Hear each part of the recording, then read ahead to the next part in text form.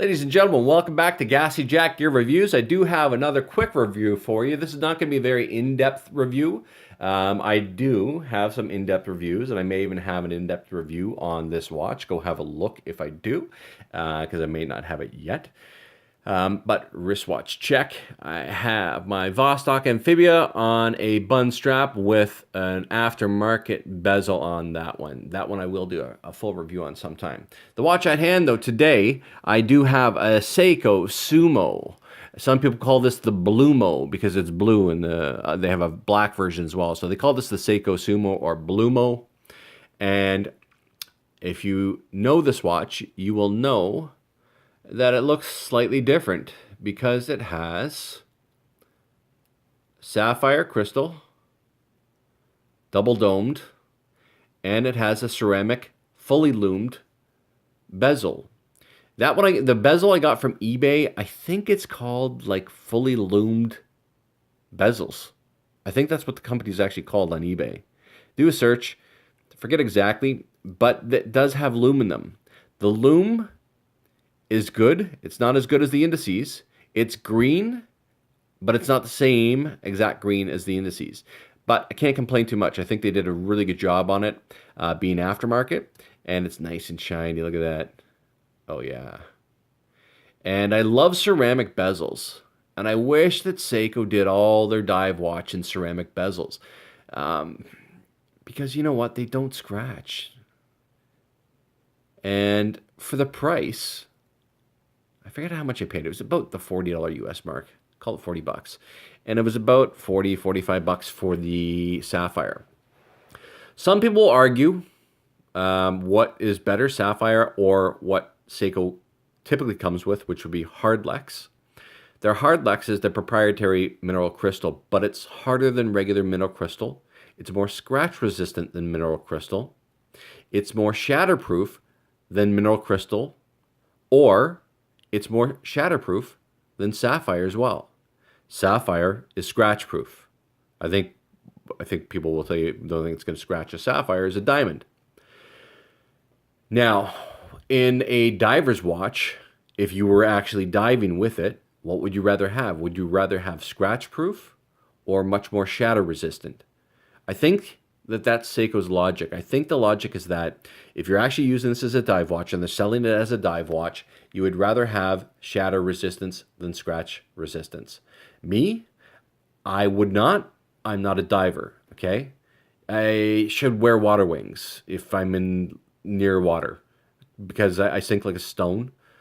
When I can swim, but I get very fatigued very easily. I'm not what you would describe an efficient swimmer. I would maybe a better description would be a struggler, a struggling swimmer. That's a better description. A struggling swimmer. I can, not a very far distance, and it just, you would feel sorry for me if you saw me. You would be like, oh, look at that, that poor guy, look at him. Anyway, so I don't go in the water that much. I love canoeing and stuff like that, but I always wear a life jacket if I'm in a canoe. This bracelet is pin and collar. If you don't know what pin and collar is, it has a pin, like a regular push pin that would go through, but it has a collar that look at that. What am I doing here? It has a collar. This is the collar. This is the pin, and the pin goes in the collar. Okay, and the collar, I should go like this because the collar isn't fully attached on the side. It's slightly open, so you can kind of close it a little bit. Anyway, that was a really, I guess, phallic description. I don't know what I was doing. I hope no children are watching. Anyway, this watch is, I think it's 44 across, I think. It's actually quite, yeah, I think it's 44 across. It's a big watch. That's why they call it the Sumo. It's, as you can see there, it says Divers 200. That means it's ISO certified for 200 meters. Okay? That's what that divers. They can't put divers on that if it's not ISO certified. Okay, these Seiko watches are no joke. It's got a screw down crown. Okay? This is an automatic watch, which means it has a bunch of, springs and gears and stuff like that. You can see that smooth sweeping second hand. The movement in this is called it's an in-house Seiko movement. That's why one of the many reasons I love Seiko. They're in-house movements. Okay, they do everything from top to bottom in-house. Completely vertically integrated company. I love that about them. And this is the 6R15C movement. And it's a step up. If you've seen my turtle review, it's a step up from the 4R36. Nothing wrong with the 4R36 movement, but this is a step up from that. I actually have 3 watches with that movement. I will put them in over here. My Brights, my Seiko Brights, Baby Grand Cocktail. Look at that dial. I'll do a review on that. That dial is like no other. It really isn't. That one there. And as well, many of you know this upcoming watch. I think I've already done an in-depth review on this one, if I'm not mistaken. The Alpinist.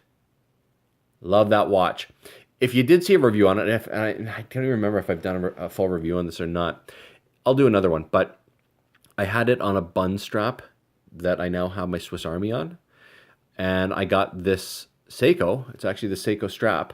I got this bracelet, sorry. I got this bracelet from Seiya, Japan. So I've heard some people on forums, oh, what do you know about Seiya? Are they a good company? Can I trust them? Yeah, absolutely. So back to the Sumo. It's got like cream. Those aren't white hands. Now, I'll be honest. In the video, they look more loomed than they do in real life right now as I'm watching it. They look cream as I'm watching them right now. Okay. It's got a date only. It doesn't have the day. It just has the date, which is fine with me. I'll be honest. If my watch didn't even have the date, I would be completely fine. I'm getting the Rolex Sub no date fairly soon, a couple months. So I'll do a review on that one. I'll do comparison actually against some of the Seikos because that's what you don't see. I don't see anyone. I haven't anyway, and I've looked. I don't see comparisons between the Rolex Sub and any Seikos not any Seikos. I don't think. Maybe some higher end, maybe the Marine Master or something like that. But I love this watch. Like even getting the Sub no date, this watch is still gonna get plenty of airtime. For sure, wrist play, airtime, whatever you want to call it. It's got regular Seiko, okay, double deployment, stamped clasp. It's nothing to write home about, you know what? But if you think about it, and some people get so down on stamped clasp, like, yeah, but they should have a milled out clasp. That thing's garbage. It's not garbage. It's a stamped clasp.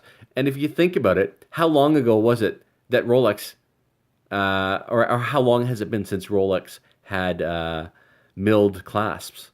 Not that long. Look at any Rolex from the 90s. They're stamped. They did the job. They were known as robust. They didn't break. It's not going to break. So, but does it look good? No. Do you see it when it's on your wrist? No. Would I prefer it if it had a milled clasp? Yeah. I mean, it's just one more level of quality, I guess, but it doesn't really bother me at all. If it was a more expensive watch, and now that milled clasps are available, then I'd be disappointed. I'd be like, well, if this was $1,000+ watch, $1,000 plus, then absolutely I'd say, you know what, it should absolutely have a milled clasp rather than a stamped clasp, but it's not. I think this is around the 500 US range, something like that. 600 US. I don't know. I forgot what I paid for it. I never pay full retail. It's got the pin and collar. It's got brushed and polished. You can see the polished edges there on the center links. It's got, you can see even better there. It's got solid end links. Okay. It's got that tsunami wave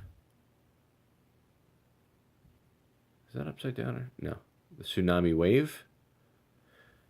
Like I said, oh, and it's got the rotating bezel. I'm not going to do it because I'm anal about getting it back to the exact same spot. I'm not going to take time doing that. But like I said, I would totally recommend, if you have this watch, getting some ceramic bezel. It doesn't have to be the loomed one, but a ceramic bezel and a sapphire crystal just makes it look that much better. If you see, it's got polished and brushed. It's that little line through the center there along the side that's brushed, and the rest is polished on the side. And then you have the brushed tops, okay, with even like little details there, polished, brushed. Look at the angles on this. I love the lugs on this. I don't know the lug to lug offhand, but it's pretty decent. Did I put this on wrist yet? No, I didn't. So let me put this on wrist. I'm going to put it on my right hand wrist because I have my other watch there. I'm not going to mess around that much. All right. My little girl wrists, just under 7 inches. I think, I say just under. I'm not being completely honest. I think they're like, they're either 6 7/8 or 6 3/4, something like that. But for such a big watch, it doesn't wear that big. And people talk about this watch, about how big it is. But I'll give you an example. This is a bigger watch than, say, the Tudor Black Bay.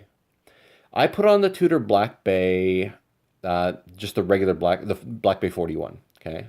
I put on the Tudor Black Bay 41, and the Tudor Black Bay 41 looked way bigger on my wrist.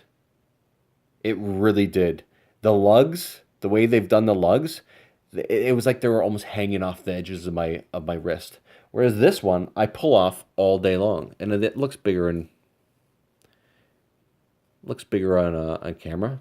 It looks much bigger on camera because I'm looking at both of them in person and on camera. Looks bigger on camera. I recommend this watch 100%. If you're looking for a robust diving watch, and it's not even that you can't afford, a more expensive like a Rolex or something like that. Like, I'll be honest, yeah, I like Rolex. I'm getting the sub. I'll probably get, after the sub, I'll probably save up and get the Explorer 1. I'm just not sure if the bracelet will fit me right, because the adjustments, it only has that one adjustment of 5 mm. But even with Rolexes that are going to be in the collection, I still love this watch. I'm still going to wear it. I'm not getting rid of this watch. I'm not selling it. This will be a keeper forever. So if you want a great watch, definitely look more into the Seiko Sumo lineup and see what you like. Anyway, it's been a Gassy Jack gear review. If you have any questions, please leave comments and I'll answer them. If you have any comments, scathing remarks, go ahead. I don't care. And if you like the channel, please subscribe. Check out the other videos, and I'm going to keep them coming for you. Take care, guys.